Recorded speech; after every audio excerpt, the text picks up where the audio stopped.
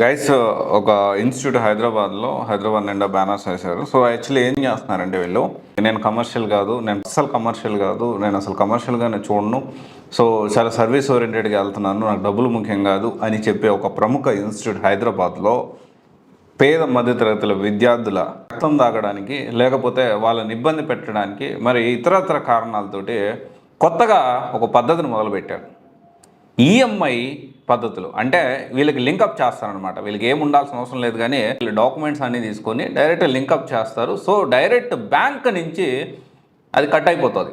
ఒకవేళ మనం bank balance maintain చేయకపోతే, ఆ బ్యాంక్ బ్యాలెన్స్ సంబంధించి మెయింటైన్ చేయలేకపోతే మన సిబిల్ స్కోర్ పడిపోతుంది. సో ఇది ఒక రకమైన ప్రెజర్ని క్రియేట్ చేయడమే ఖచ్చితంగా.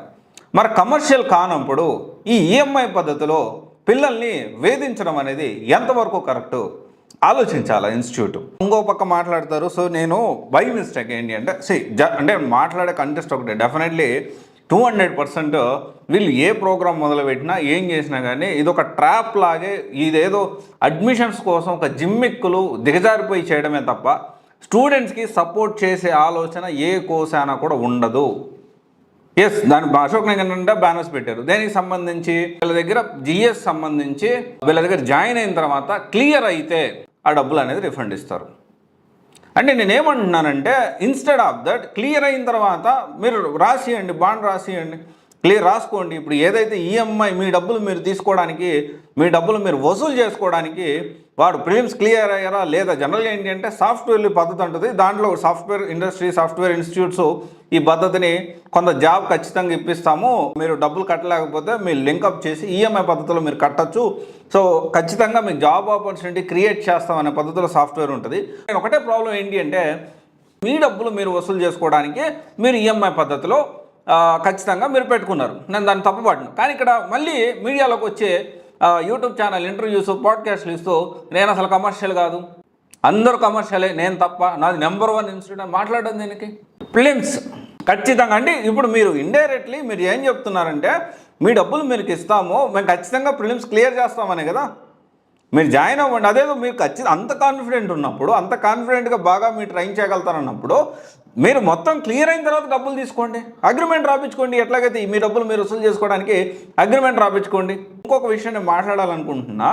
సరే, మీరు ఈఎంఐ మీ డబ్బులు మీరు వసూలు చేసుకోవడానికి ఈఎంఐ పద్ధతిలో మీరు ప్లాన్ చేసుకున్నారు, ఓకే. మరి అదే పద్ధతిలో ఒక అగ్రిమెంట్ రాసియండి. మేము ఈ ఫ్యాకల్టీనే కంటిన్యూ చేస్తాము, ఈ ఫ్యాకల్టీనే చివరి వరకు ఉంచుతాము, మేము చెప్పిన స్కెడ్యూల్ని ఎట్టి పరిస్థితుల్లో మార్చము, ఒక 10 monthsలో ఆన్ టైంకి సిలబస్ మేము అన్ని సబ్జెక్ట్స్ ఖచ్చితంగా మేము కవర్ చేస్తాము. మరి అది కూడా అగ్రిమెంట్ రాసియండి. ఒకవేళ మేము ఏ కోశానైనా కానీ మేము చెప్పిన మాటలు ఏదైతే ఉన్నాయో అవి మేము ఫుల్ఫిల్ చేయకపోతే ప్రామిసెస్, మీకు మీ డబ్బులు మీకు వెనక్కి ఇచ్చేస్తామని అగ్రిమెంట్ కూడా రాసియచ్చు కదా. మీ డబ్బులు వసూలు చేసుకునే దాంట్లో ఉన్న శ్రద్ధ క్లాసులు చెప్పే విషయంలో, క్లాసులు డెలివరీ చేసే విషయంలో, స్కెడ్యూల్ విషయంలో ఎందుకు ఉండట్లేదు? మరి మాట్లాడితే పేర్లు మార్చి విపరీతంగా మేము అంత చూస్తాం, అది చూస్తాం, ఇది చూస్తాం కామెంట్లు పెడతాం.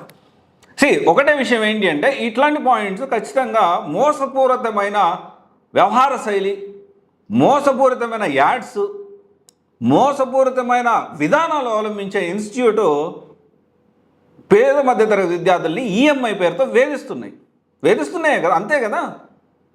ఒకటే స్టూడెంట్స్ కూడా ఇది విషయం ఆలోచించాలి. మేము అస్సలు వీఆర్ నాట్ కమర్షియల్, మరి ఆలోచన చేయాలి. స్టూడెంట్స్ అందరూ కూడా ఇలాంటి ఇన్స్టిట్యూట్స్లో జాయిన్ అయ్యేటప్పుడు ఏదో యుద్ధం జరిగేటప్పుడు అక్కడ ఇక్కడ మాట్లాడి, సంబంధం లేకుండా మాట్లాడి, నాకు అర్థం కావట్లేదు, నేను మాట్లాడితే ఇంకా చాలా మాట్లాడాల్సి వస్తుంది. ప్లీజ్ అందరూ కూడా ఇప్పుడు సిచ్యువేషన్ మారింది. మీరు చేసే మీ ఇన్స్టిట్యూట్ కాదు, ఏ ఐఏఎస్ ఇన్స్టిట్యూట్ తప్పు చేసినా ఖచ్చితంగా సివైసీ అనేది ఎండగడుతుంది, ప్రజల్లోకి తీసుకెళ్తుంది. ఈ విషయాన్ని మీరు గుర్తుపెట్టుకోవాలి. ఈఎంఐ పద్ధతిలో వసూలు చేయడం అనేది ఎంతవరకు సబబు, వసూలు చేసుకోండి, కానీ కమర్షియల్ అని మాట్లాడద్దు. అప్పుడు మీరు ఎయిదర్ మేము కమర్షియల్ అని దమ్ముందా మీకు, ఆ దమ్ము మేము కమర్షియల్గా బిజినెస్ చేస్తున్నాము, ఈ సింపతి మేము కమర్షియల్ కాదు ఇట్లాంటి డ్రామాలు ఆడకుండా దమ్ము ఉందా మీకు, మేము కమర్షియల్గా బిజినెస్ చేస్తున్నాము, మేము వీఆర్ డూయింగ్ బిజినెస్, కానీ సర్వీస్ మేము ప్రాంప్ట్గా ఇస్తాము అని చెప్పగలిగే దమ్ము మీకుందా? ఎంతసేపుకి మేము కమర్షియల్ కాదు అంటుండే ఈఎంఐ పేరుతో వేధించడం, మోసపూరితమైన యాడ్స్ ఇంకెప్పుడు. సో కమాన్ మ్యాన్, సో కొంచెం ఆలోచించండి, కొంచెం బ్రాడర్ వేలో ఆలోచించండి. డెఫినెట్లీ మీరు ఈ విషయాన్ని కన్సిడర్ చేసుకొని ఈ పద్ధతిని మార్చుకుంటారు అని నేను రిక్వెస్ట్ చేస్తూ ఉన్నాను. స్టూడెంట్స్కి కూడా మీరు ఈఎంఐ పద్ధతిలో అంత తోపు ఇన్స్టిట్యూట్ ఏం కాదు, ఈఎంఐ పద్ధతిలో కట్టి మరీ జాయిన్ అవ్వడానికి 100% రిటర్న్గా వాళ్ళ ప్రామిసెస్ ఏం చేస్తారు చెప్పండి. సో ఆలోచన చేయాలి. మోసపోయే స్టూడెంట్స్ ఉన్నంతకాలం మోసం చేయడానికి ఇలాంటి ఇన్స్టిట్యూట్స్ కొత్త మోసపూరితమైన యాడ్స్ మాటలు వస్తూనే ఉంటాయి. Thank you.